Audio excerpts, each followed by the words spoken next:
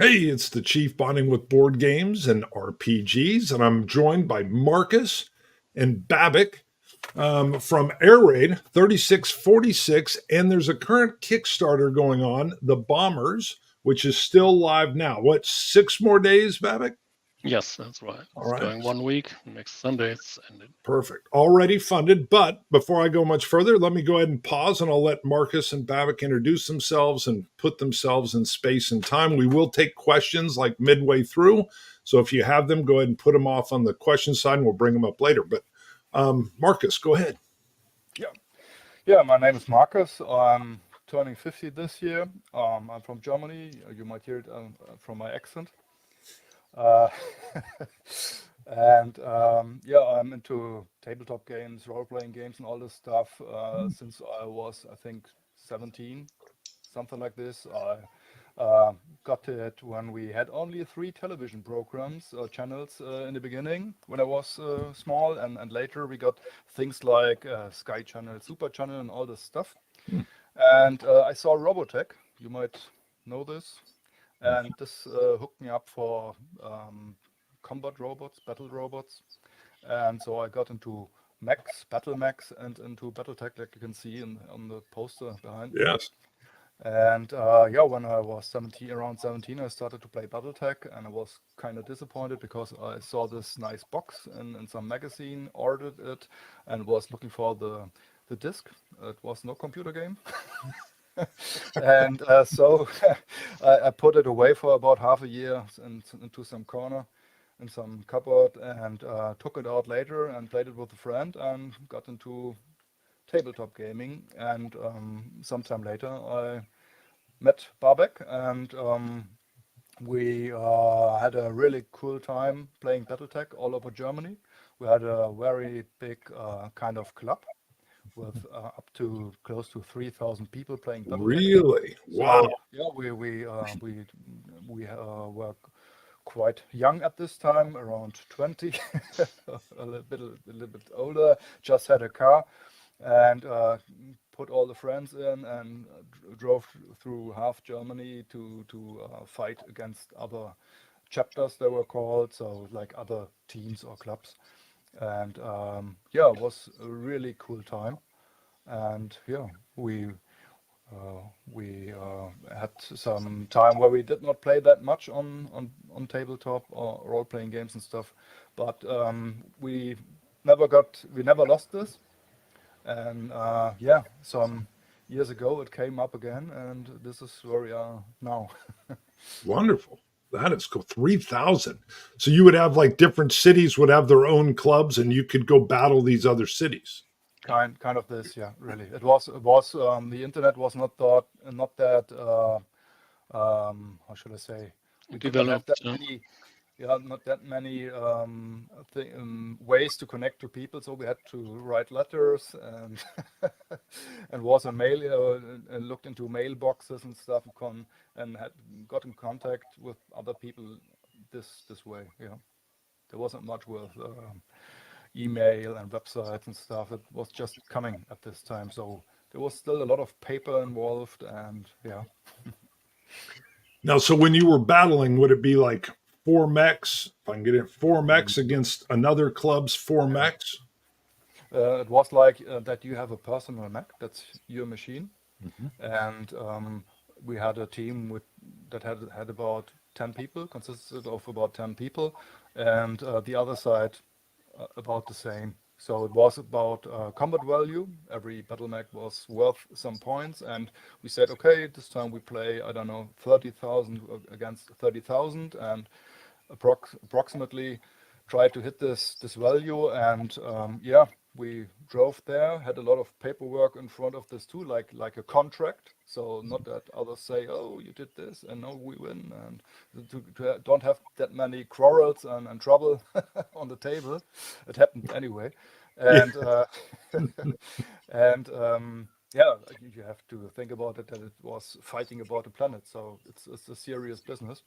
Sure. And and so we fight it for hours, something I couldn't imagine today anymore. I would either fall asleep at the table, or anything else would happen, and we played from more than 12 hours sometimes, and Wow. it was like a very serious business sometimes, really. Sure.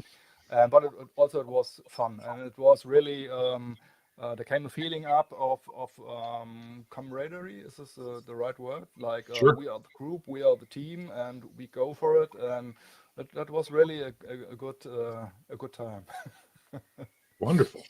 Wonderful. All right, Babek, where are you coming Yes. in from? And maybe you even have memories from your mech days. Yes. I am living in Wiesbaden, also in Germany. It's the capital city of one of our countries, Hessen. Yeah. And as Markus said, we were involved in, let me say, in the time where we don't have the social media, Facebook or something like this, with tabletop games. And friends came together and played several games, board games, and so on. And finally, I also joined the BattleTech world, let me say it in that way. As Markus said, it was very well organized in Germany, with chapters in nearly every town here. And so we traveled to the other teams, and so a network was created, you know, of people who know each other. And the fascinating thing is that we still have contact to several groups, not only the inner circle of friends or teammates, former teammates, but also of the others who we met in different towns. And then also, as Markus said, it was reduced because real life hit in. We go to study and to work and so on. So the time where we could drive with the cars through whole Germany was reduced. But the good thing was that the contact was still existent. You know.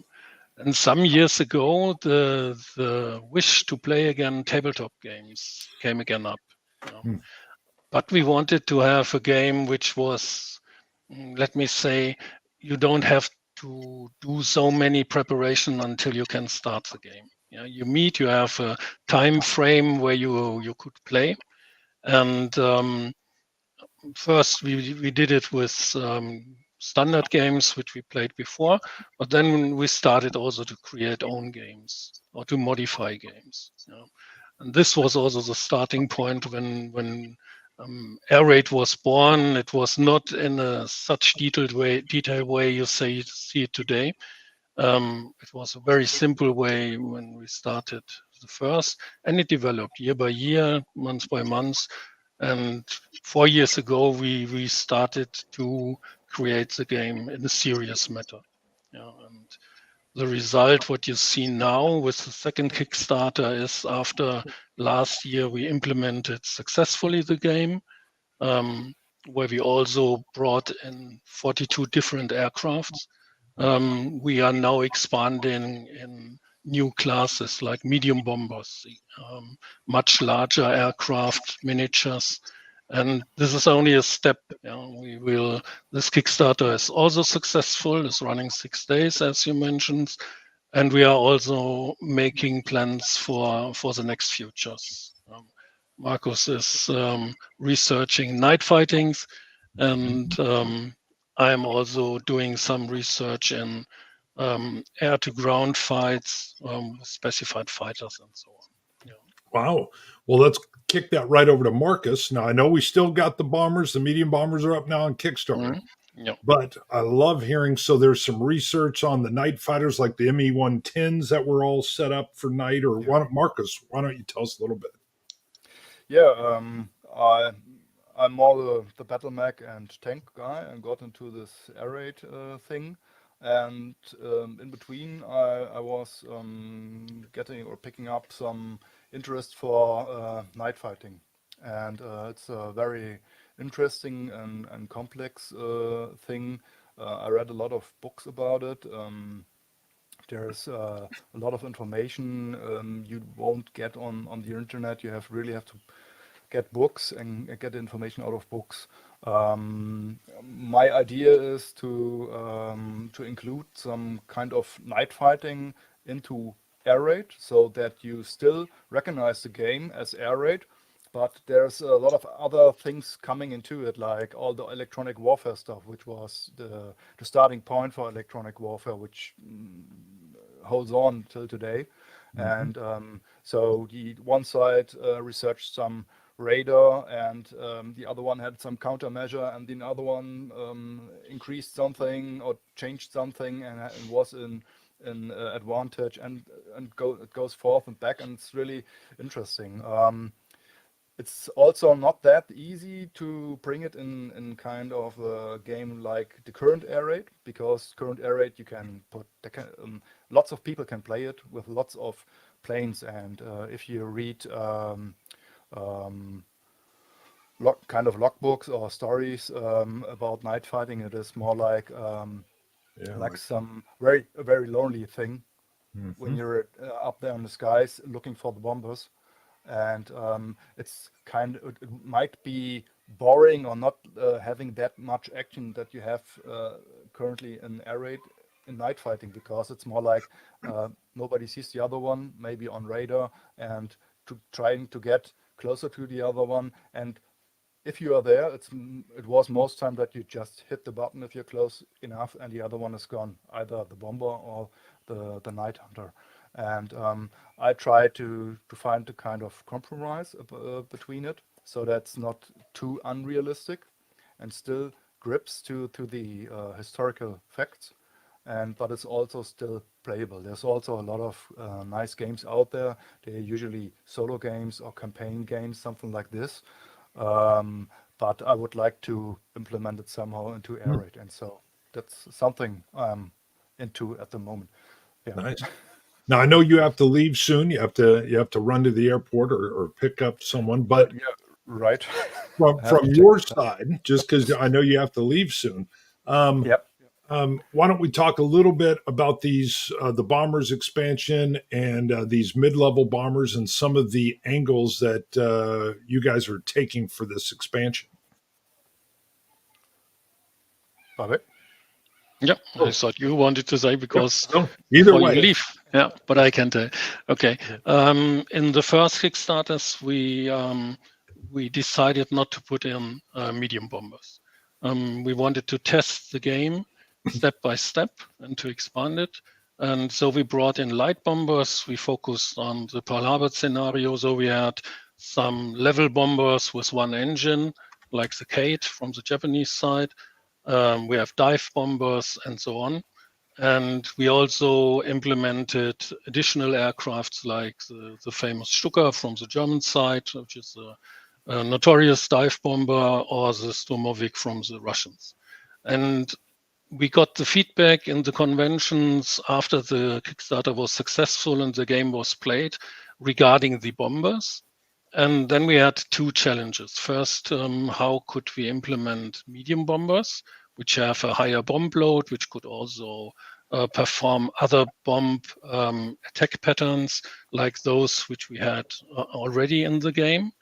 And the other challenge was the simple fact it's a large aircraft or a large miniature, and we create all our miniatures in metal, in high detail metal miniatures. And first we thought we could build them in one piece, which was working for several bombers, like the Bristol Blenheim of the British Royal Air Force, which is small, has a small size, but we had also larger bombers like the Japanese Betty, which is quite a large model. And the solution came by separating the wings and making it a multi-part model, which can be glued, but in a very stable form. You can put the part inside, and after you drop in one drop of glue, it will hold definitively. Okay, and so as I said, we go step by step forward. We are now implementing the medium bombers. We will get the feedbacks in the new cons and meetings of the players, and then the next step would be to go to the heavy bombers, 4-engine bombers, like your favorite B-17, but this would be indeed a challenge, because then the weight of the miniature will also raise again. Sure. Yeah. Yeah. Yeah. Out how we are going. The last Kickstarter, you have also a learning effect. This was the first Kickstarter we ever brought out. We are a group of friends who all have the regular work and do it in their free time. We came together. We have our hobby. We are fascinated of it. We are getting the feedbacks. And but we also make some mistakes. I wouldn't, if I would have to repeat it, I would not go on a Kickstarter with 42 different aircraft. It was we had to pack them and to send them, because everyone could choose which aircraft they want to get. Yes. And Yes. we were standing there on the wall, and we had 42 different packages, and to put them together. So this You one bet.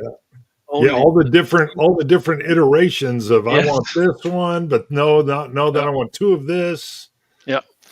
But it worked well, and finally we could also send out the packages in record time. We planned last year to send them until January 24, and we started the Kickstarter in June 23, and in November everything was sent already. You know, this was good, but this is also again the teamwork we had. Then the friends started to visit me. We made the packages and so on. Yeah, this was also the funny part. And this Kickstarter now has 17 aircraft. So we are going to 66 aircrafts. And one thing I do is I prepare the things before I start the Kickstarter. This is something where friends said, don't do this that way, but it is working. So all the metal molds are already ready for production. Yeah. Nice. I even have 12 other molds which are ready, but these are not part of this Kickstarter. Oh, really? The next one. Will you say what those molds are? Yeah, for example, there are Earth fighters like the Henschel 129.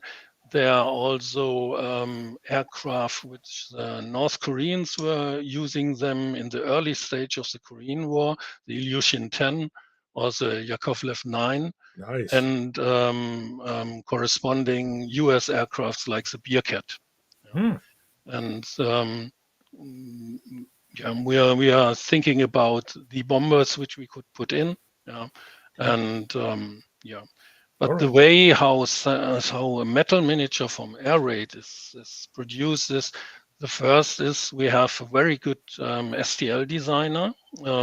His name is Roman Trojan, who is known for his excellent designs. And I give him the order to produce the different types, which we agreed. And then I got these STL files. After this, I let produce them with an industrial resin printer. These prints are quite expensive, but they are extremely detailed. And they are extremely fragile. There's one reason why I don't like resin miniature at all, because I'm known for my handling in tabletop battles, and then they are real losses. And after these highly detailed resin master has been produced, I send it to a German company. It's Schilling Miniatures, or Schilling Figuren in German, and they create the mold. And you have the result in your hand, but this is a result which has been painted and built by Markus, who have a talent which I don't have. Look at the antennas. And you get then finally a metal miniature, which is quite robust if you play it on tabletop. The risk that something breaks is highly reduced compared to resin or other aircrafts. And it is as detailed as a resin print. Thanks to Schilling Figuren, which have their technique to build these detailed miniatures.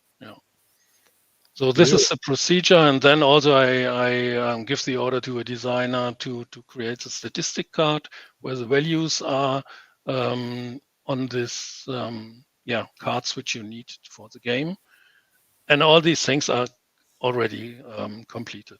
So I just have to work on the rule book and so on, and see how many people like to order it.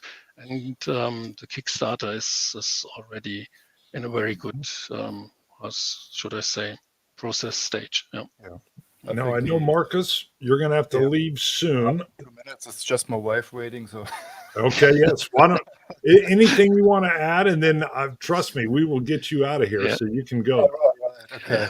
Otherwise, it would be the last time we see him. Yeah, oh yeah, I don't want to get in trouble. Yeah, I think the Kickstarter with the medium bombers is just like a kind of evolution. So we want to bring out other possibilities of the game where you can use tactics and play cool scenarios and stuff. And so the medium bombers was quite a clear step in the evolution of the game, I think. It also brings anti-aircraft guns. We had lots of fun play testing this. We changed it at this type to using templates for the I always want to say flak, but it's Barrage fire, yeah. barrage, yeah, right, to represent the barrage fire, and this makes a lot of fun. It's really interesting, and you can really try to defend your area. It's an effect that's not hitting or likely to hit easy, but if it hits, it's hurts a lot. Yeah. So like anti-aircraft wars or Perfect. And we use flak over in the U.S. all the time. It may be different in England, but yeah, yeah, just right. with the B-17s, as they flew through those flak Yeah. barrages. Yeah. So Yeah. very nice. So Yes. I take your advice, so I don't get beaten up or whatever. That's And right. I will jet off. Thanks for having me. And Thank you. yeah, I like to any conversation about the game. If anything is, my email is on the website, or you can contact us via our website, airraid-game.de, or just join us on Facebook in the airraid 36/46 group. So people can just get in touch with us, talk with us. We are very open-minded and like the exchange of ideas and stuff. Yeah. Perfect. Well, thank you, Marcus. We'll let you get out of here. Okay, guys. All right. Have fun. All Bye-bye. right. All right. See you, brother. All right. So, Babek, we've got a couple questions that have come in. Let me pull up Never Fear real quick. Okay. Let's see which one. He's got several. Let's try this real quick. This is a little bit broader of a question. Do the guests have, and I know Marcus had to leave, he said he has played role-playing games, but do the guests have any experience playing tabletop role-playing games? Yeah. What have you played in the past, Babek? Yeah, this as I said, we always played or we were heavily involved in BattleTech, and so there was also a role-playing component in BattleTech, and this was when I was playing with the group where Markus is also in, and which I know very well.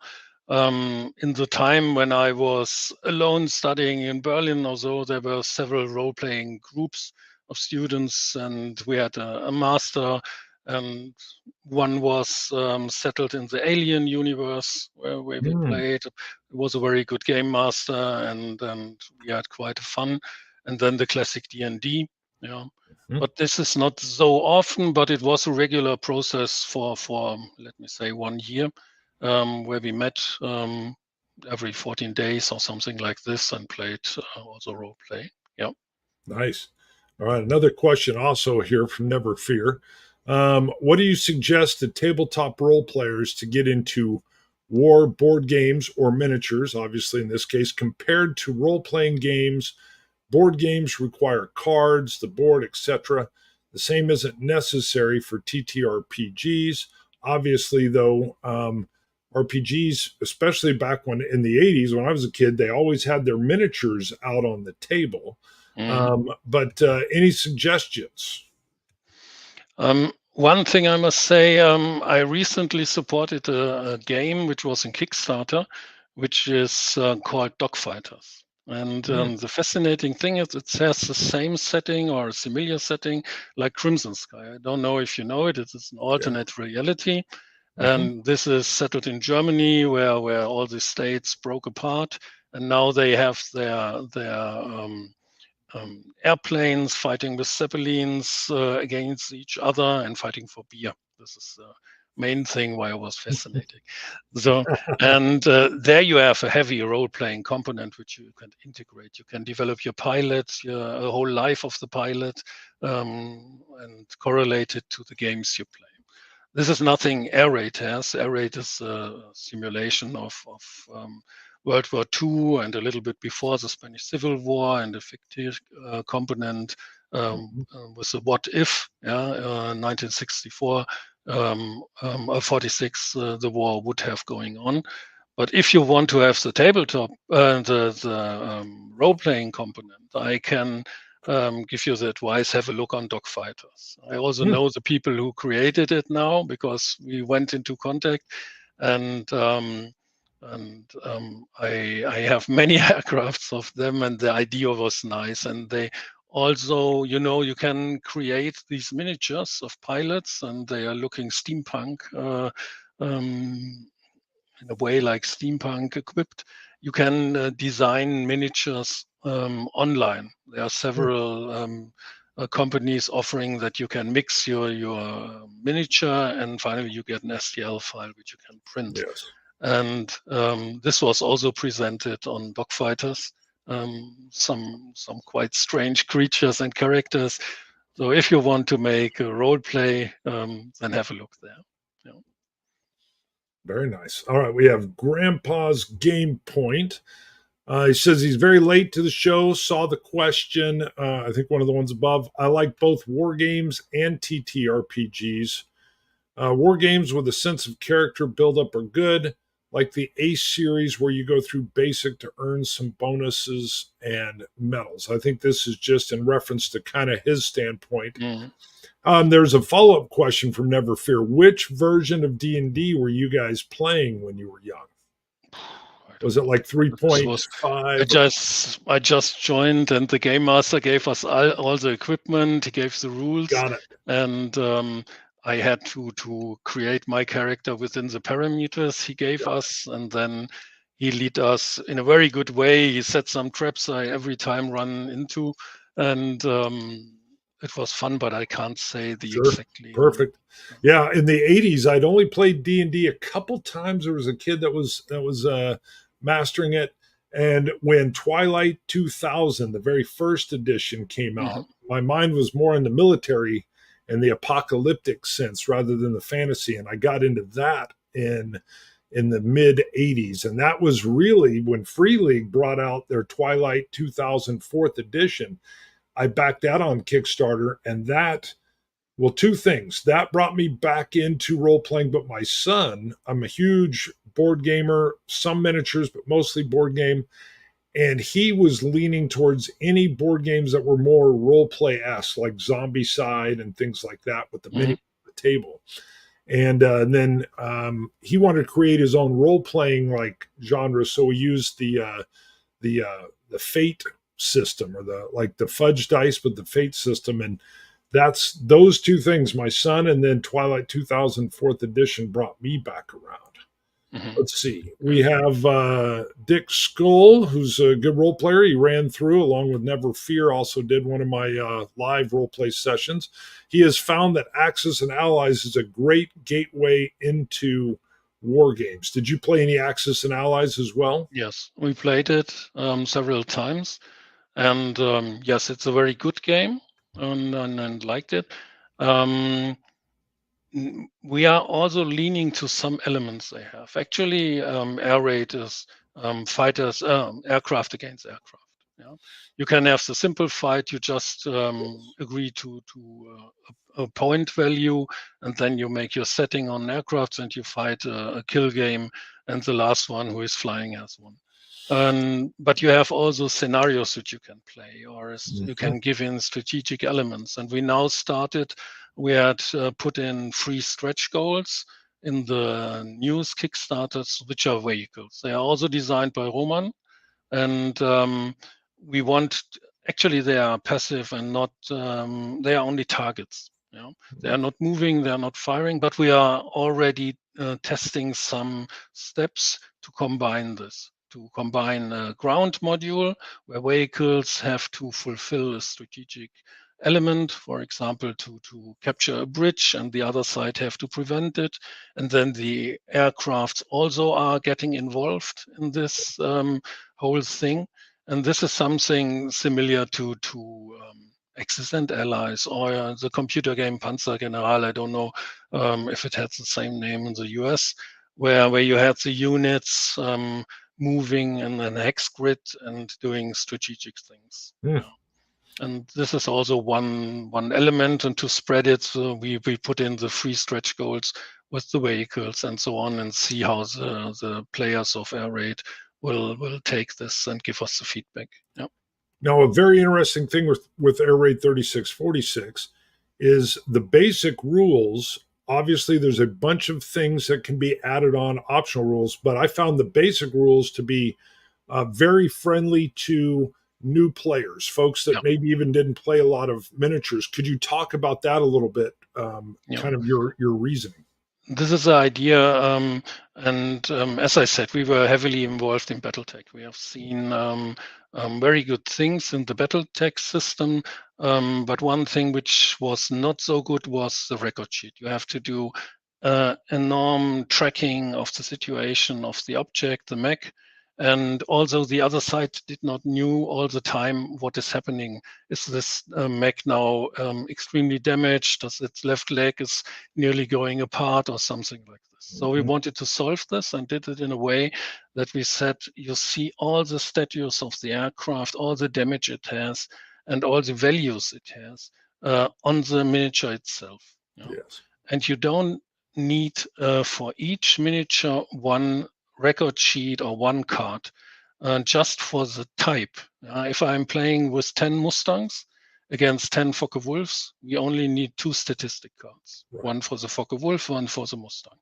You see all the damage tracking on the object itself. So I can see immediately a red marked aircraft is nearly to be shot down, while yellow or something which does not have a marker is quite fresh and will not die as easily. Yeah. Yeah. And Yeah, in conventions, we also made in 23, I think it was before we started the Kickstarter, we made a huge carrier battle, and we had around 20 aircrafts on each side. There were 5 aircraft carriers in total involved.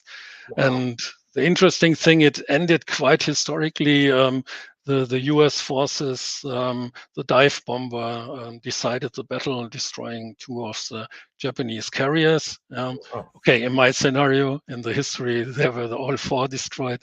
Sure. But this was a clear victory then for the U.S. side. Yeah, we're talking midway. Yeah. Very nice. Yeah, and you had the complete overview. It was easy. The people were playing the game the first time, so we didn't had to do much of knowledge transfer.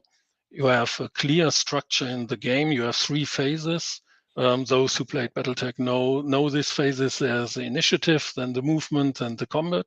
Yeah, and so it makes it easy to understand the rules of the games, which give you as a newcomer or a new player the possibility to be sure what you are doing. Because often when I join a game which is complicated, just think about the old Avalon Hill games where you need hours to put in all the setting.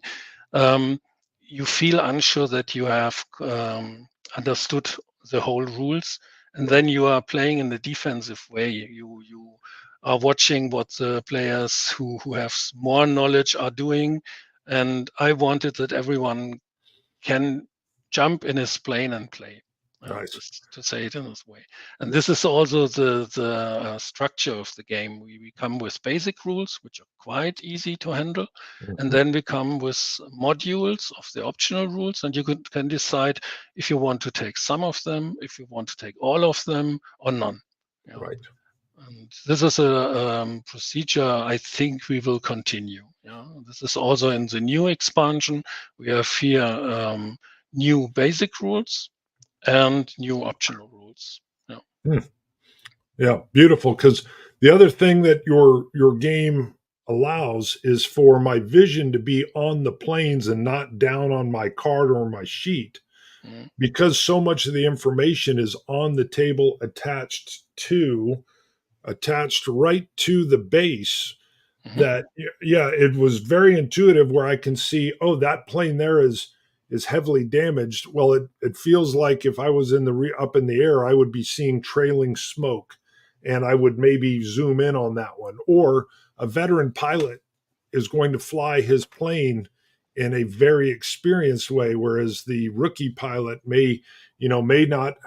You can pick up those skills in the air, and the game was very good about keeping my eye on the play space and not down on the plane card. I only needed to reference it when it was like, oh, this veteran is, or how much damage. I thought that was a very beautiful, intuitive way where I was drawn to the scene of the battle and not to the scene of my individual planes, because Mm. that one, and it kept my table space under control too. Yeah.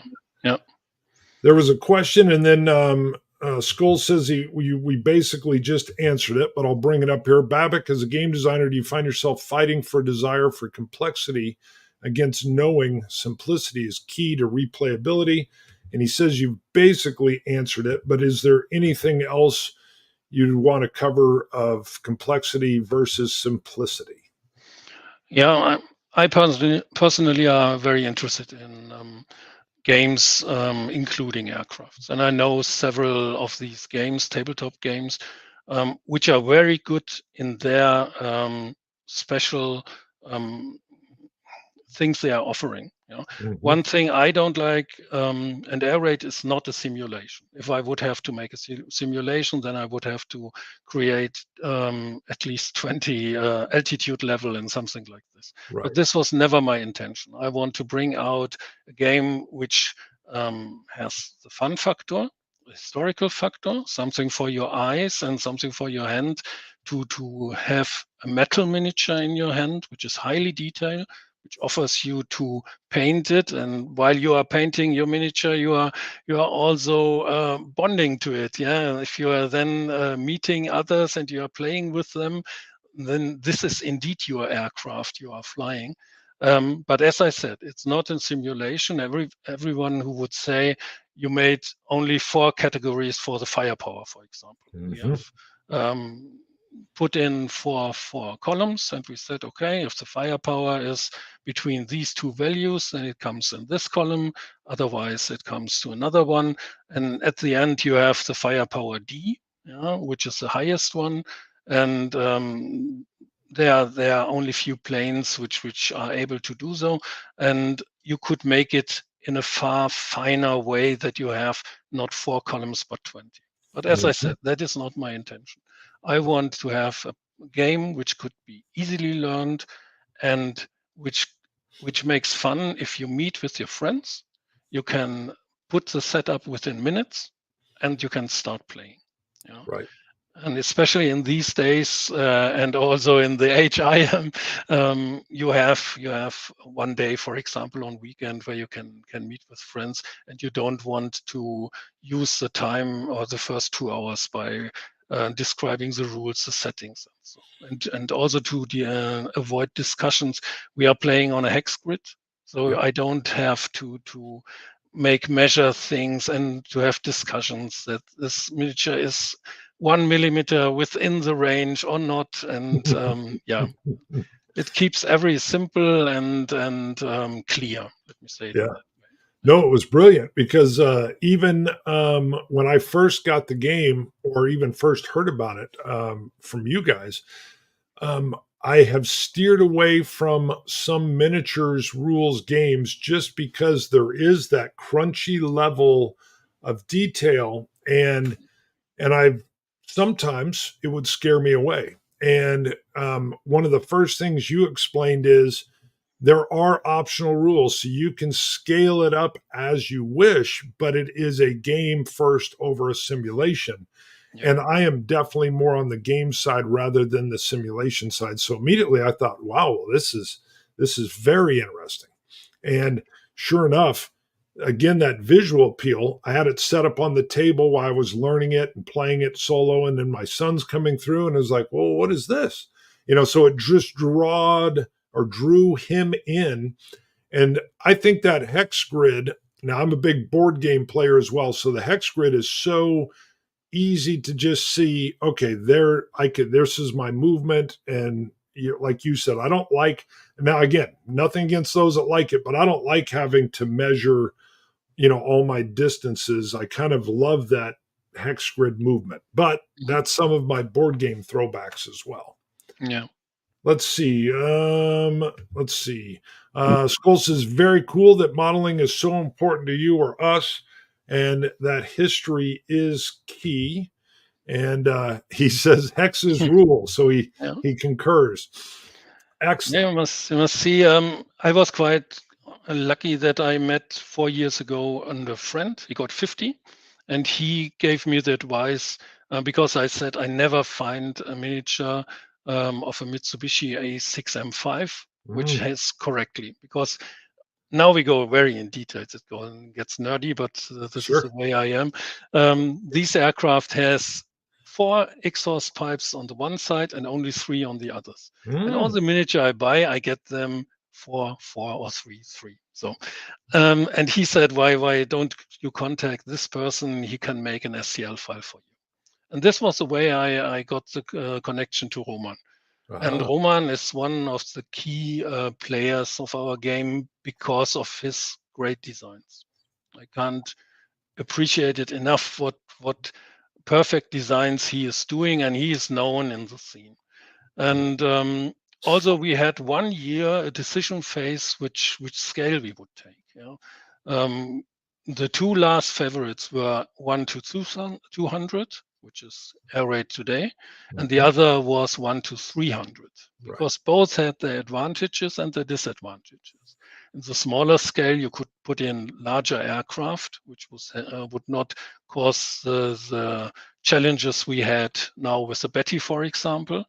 On the other hand, it looks far better to have the larger miniatures. There are decal producers which are specialized in historical decals, and you can see the numbers, you can see the fuselage stripes and so on. You can do it also in 1 to 300. I did it, but after this I needed 2 hours to rest because on those small models to put in the numbers with all the instruments, this was not very good. No. I think Markus would have solved it, and he even would have put in the antennas. But there were also simple things like our models are on the flight basis with the pen, and if you go with a small scale, you had to bring somehow the pen into the fuselage, and we want to have a very stable setting, so the nothing is breaking apart or something like this while flying. There were some comments online because, again, I saw some miniatures players that say, hey, I've got a big collection of 1/300th scale, but I know other systems do 1/200th as well. Me not being, huge into the miniature scene, I definitely, as a layman on miniature war games, I love the detail that you're able to get at the 1/200th. And on the Go ahead. And it's not mandatory. It's the thing we are offering. For example, there is a Spanish group which I like very much of air raid players, and they have a huge collection of planes made in resin. And it's not going. I'm not going there and say you have to play it now with a metal miniature, otherwise I will condemn you to the whatever. Play like you want. You can take your 1 to 300 miniature. You can take the 1 to 700. If the game rules are fine for you, and if you give me a feedback after this, because this feedback is extremely valuable. We had the challenge with the bombers that we want to make them stable on the tabletop plate. And because of the weight, there was a risk that they would skip. And I was in the box thinking, so I was raising the weight of the flight base. But then in one convention, there was one player, he came the first time to the plate, he watched how we played with the bombers, and then he said, why are you not putting on extensions? I saw that. It has And little legs. yeah, I have it here. Can I bring it into the camera? Yeah. Here. Yeah, I think you can see it. Yeah. Yes. It has these 3 extensions, and we produced it and tested it, and it's perfect. You can bring it here, all the other planes hex to hex. It was a simple solution, which I never came to, and I'm thankful to this player. His name is also Markus, but with a C. Okay. And yeah, and this is part of the expansion now of the new Kickstarter, where every aircraft which has a heavyweight or it's a medium bomber, in fact, got these bases. Yeah, I know, and I know I'm ahead of you, but when I was thinking of the B-17 and I saw the legs on your hexes, I thought, I wonder if the B-17 is going to require 2 of those in order to just keep it anchored in it. You don't need to go there. That was just me being a B-17 nut, where I was thinking, as soon as I saw the legs, I thought that's brilliant, because usually you're going to have a tipping over issue. Yeah. And then I immediately thought, I wonder if it'll take 2 of those to handle, B-24 or B-17 or something like that. Let's see what's happening. I have got some resin prints from a friend of a B-29, and this is extremely huge. Yeah. And let's see if we make some test games. Who comes with the next suggestion? Where we are sitting in the box and thinking, too small. There's a cool thing here in Wichita. The B-29 was made here during World War II, and they rebuilt one of them called Doc, and it's only about 5 minutes away. Every once in a while it'll be up, and we're in the flight path. Holy moly, I'd get to see it coming over at about 300 feet, and it is impressive. It is a beast, though. I'm like, wow, unbelievable that thing was being made in the 40s. I want to be respectful of your time, so we're getting up there at 46 minutes. Is there anything else you want to add? I know the Kickstarter, we can talk about the Kickstarter and how it's live for 6 more days, but anything you want to cover? No, just I'm quite happy how the game is accepted by the player, how the feedback is coming. We have a Facebook site where we are communicating with the players when we are traveling to the conventions. We meet them, and this is something I can only say: try the game. Yeah, if you want to play it with other miniatures, do it. But I can highly recommend our miniatures, which are very detailed, and they are made of metal. And as an old school tabletopper, I can only prefer this. It's a special feeling if you are taking your aircraft to put it in another point, and it's not a lightweight thing. Right. And there. Just check it, and you see it in our sites, also in the Facebook site. All the miniatures, now we are around 66, as I said, and the next 20 are also in the pipeline. And I'm thinking about the B-17, but this will be a real challenge because these molds are working with the centrifugal, I think you say. And these are limited in the size, so you have to make multi-parts. And another challenge where we are thinking about is how to create some biplanes, which were also used in World War II. And but we have solved the issue with the medium bomber, so I'm quite optimistic that we will also solve the other things. That is perfect, and that is the one that's up on Kickstarter right now. And I can definitely echo not only the detail, but the weight and the heft that the metal models, the metal miniatures impart. They're just fun to handle. They're very robust. I know the Pacific version, I can't remember the exact, but I think it's is it the bomber, the Japanese torpedo plane? Bomber, yeah. But you have even the torpedo option that can glue in.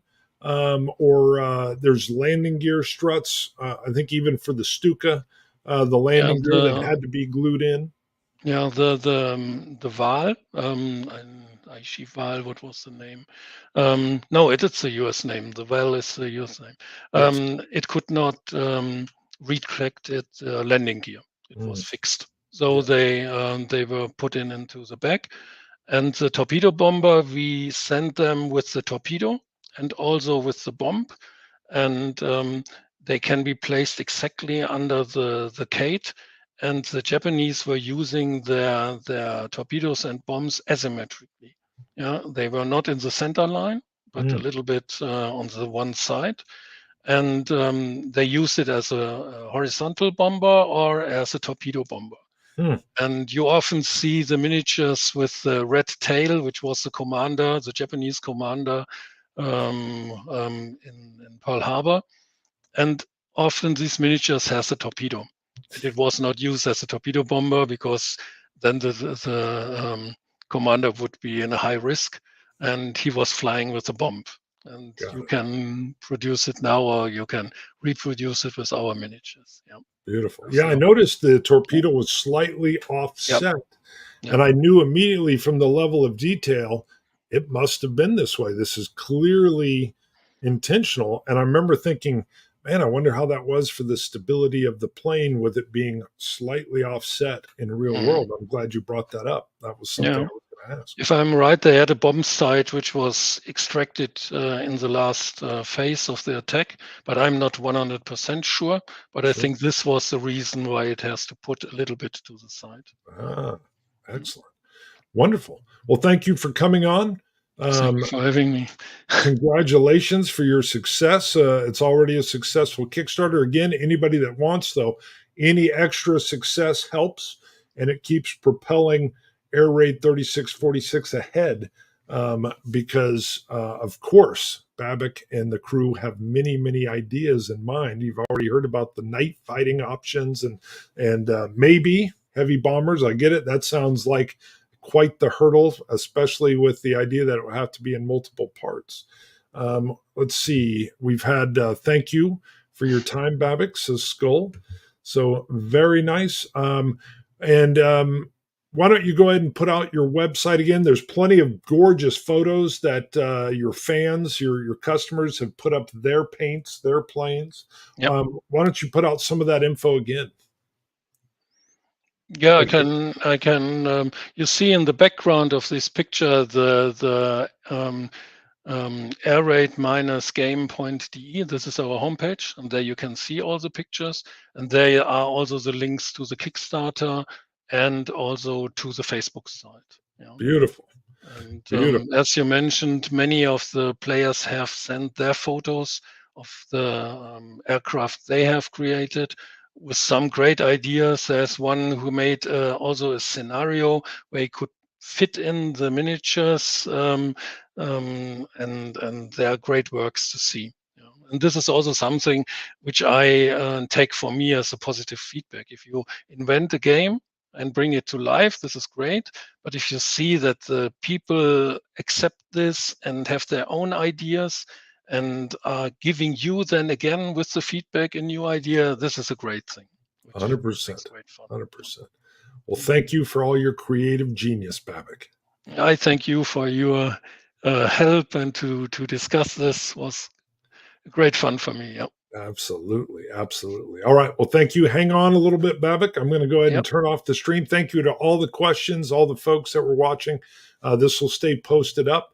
And as of June 23rd, you still have 6 days to go. I know some people may watch this after it's closed, but you've seen the website, and obviously you'll be able to come in and pick things up later as the Kickstarter fulfills for the backers. But thank you everybody for coming on, and we will see you again soon. See you later.